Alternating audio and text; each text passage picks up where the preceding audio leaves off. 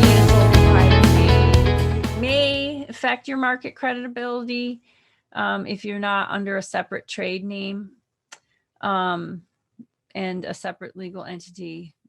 But I don't know how much weight I would put on that as far as is, for health coaching. I'm just not sure that that's should be a huge consideration. It really just depends on what your aspirations are for your business. Okay, so then if you are leaning towards incorporating, becoming a separate legal entity, not being a sole proprietor, there are pros and cons, of course, with that decision.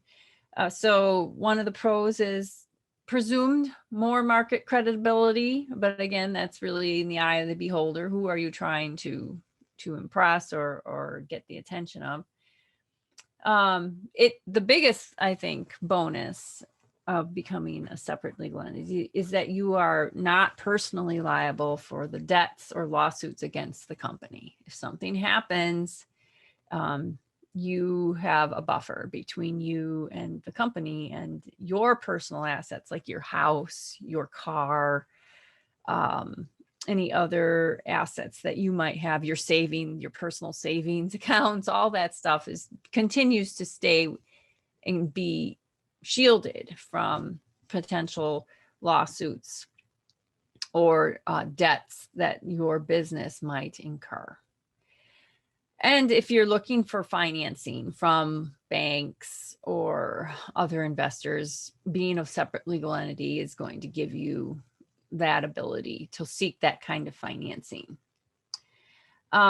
And the beauty with, if you decide to go with an LLC legal entity status, as opposed to, say, a C corporation, you can still elect to be taxed as a sole proprietor. So just because you have an LLC doesn't mean that you now all of a sudden have to file two types of taxes, your personal income tax and your business taxes.